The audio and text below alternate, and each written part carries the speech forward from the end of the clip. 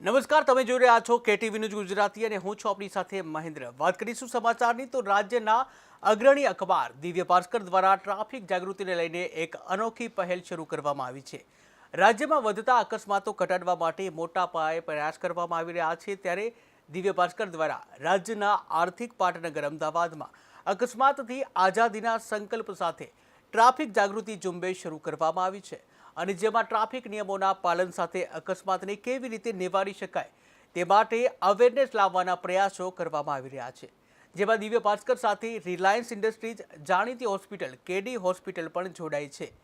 આ ઉપરાંત PSP limited, GMDC, Ahmedabad શહેર traffic police, Kalupur bank, Lincoln pharmaceutical, નાહી અને અનંત નેશનલ યુનિવર્સિટી, સંવેદના એનજીઓ અને કેટીવી ન્યૂઝ ગુજરાતી પણ આ અભિયાનમાં જોડાય છે અને જેથી આ પહેલ અમદાવાદના તમામ નાગરિકો સુધી પહોંચે। આ જાગૃતિ અભિયાન અમદાવાદના પશ્ચિમ અને પૂર્વ વિસ્તારને આવરી લેશે, ત્યારે શહેરના કર્ણાવતી ક્લબ, પ્રહલાદનગર ગાર્ડન અને ઇસ્કોન ક્રોસ રોડ તેમજ વાયએમસી ક્લબ પાસે ટ્રાફિક જાગૃતિ અભિયાન કરવામાં આવી રહ્યું છે। અહીં ટ્રાફિક સલામતીને લઈને નાગરિકોને જાગૃત કરવામાં આવ્યા હતા। તેમને હેલ્મેટ કેમ પહેરવું, સીટ બેલ્ટ બાંધવો કેમ જરૂરી છે, ઓવરસ્પીડમાં ગાડી ન ચલાવવી સહિતની સમજણ આપવામાં આવી હતી। દિવ્ય ભાસ્કર ગ્રુપનું આ અભિયાન આવનારા દિવસોમાં ચાલુ રહેશે અને શહેરના નાગરિકોને ટ્રાફિક સલામતી વિશે જાગૃત કરવામાં આવશે। ત્યારે રાજ્યના આર્થિક પાટનગર અમદાવાદમાં 1 જાન્યુઆરીથી 2024થી 4 જાન્યુઆરી 2025 સુધીના ડેટાની વાત કરીએ તો કુલ 1314 અકસ્માતના બનાવો નોંધાયા હતા, જેમાં સરેરાશ દરરોજ અકસ્માતના 4 બનાવો નોંધાય છે। આ ડેટા અનુસાર 406 લોકોના અકસ્માતમાં મૃત્યુ થયા છે અને તેથી અકસ્માતોની સંખ્યા ઘટે અને લોકો ટ્રાફિકના નિયમ પ્રત્યે જાગૃત થાય અને નિયમોનું પાલન કરે તે હેતુથી શહેરના અલગ અલગ વિસ્તારોમાં સ્વયંસેવકો દ્વારા પ્લેકાર્ડ સાથે લોકોને જાગૃત કરવામાં આવી રહ્યા છે અને સાથે જ તમામ વાહન ચાલકોને સલામતીના નિયમો સમજાવી રહ્યા છે।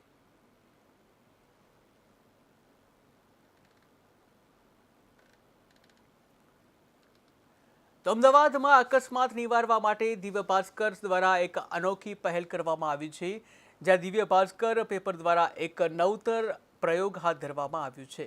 ત્યારે અકસ્માતથી આઝાદી નામનો સંકલ્પ કે જ્યાં શહેરના તમામ 4 રસ્તે ટ્રાફિક નિયમનનો જે પ્રયાસ કરવામાં આવી રહ્યો છે, ત્યારે નાગરિકોને સલામતીના ભાગરૂપે અવેરનેસનો કાર્યક્રમ કરવામાં આવી રહ્યો છે। ત્યારે ટ્રાફિક સલામતીના નિયમ વિશે લોકો જાગૃત થાય તેવા પ્રયાસો કરવામાં આવી રહ્યા છે। રાજ્યમાં વધતા જે અકસ્માતો છે અને તેને નિવારવા માટે આ એક ઉત્તમ પહેલ ગણવામાં આવી રહી છે। ત્યારે દિવ્ય ભાસ્કરની આ પહેલને લોકોએ પણ આવકારી છે, જ્યાં અલગ અલગ ક્રોસ રોડમાં જે વાહન ચાલકો છે આ વાહન ચાલકોને ટ્રાફિક નિયમ અંગે જાગૃત કરવામાં આવે છે। હેલ્મેટ પહેરવું કેમ જરૂરી છે, સીટ બેલ્ટ બાંધવો કેમ જરૂરી છે સહિતના જે નિયમો છે તેને લઈને અવેરનેસ કાર્યક્રમ કરવામાં આવી રહ્યો છે। ત્યારે આ અવેરનેસ કાર્યક્રમમાં સ્વયંસેવકો દ્વારા હાથમાં પ્લેકાર્ડ લઈ અને લોકોને જાગૃત કરવાનો એક પ્રયાસ હાથ ધરવામાં આવ્યો હતો। ત્યારે અમદાવાદમાં આ પ્રયાસ હાથ ધરવામાં આવ્યો છે, જ્યાં રાજ્યની અગ્રણી અખબાર એટલે કે દિવ્ય ભાસ્કર દ્વારા આ ટ્રાફિક જાગૃતિને લઈને એક અનોખી પહેલ શરૂ કરવામાં આવી છે।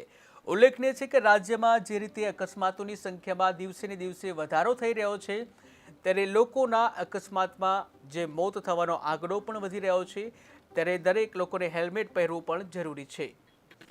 अपने मतलब जैसे कि अपने तरफ से भी हो सकते हैं और सामने वाले से भी घटना हो सकती है, तो हेलमेट पहनना चाहिए। इम्प्रेशन के उसके ऊपर नहीं जाना चाहिए, क्योंकि हेलमेट सेफ्टी के लिए होता है और अच्छा हेलमेट खरीदना चाहिए जो मतलब अपने एक्सीडेंट होने पर बचा सके। ના કોઈ વાંધો તો છે નથી, પણ હવે ઇમરજન્સી નીકળી ગયા છે। હેલ્મેટ ઇમરજન્સી છે, હેલ્મેટ પહેરવું જોઈએ મારા હિસાબે।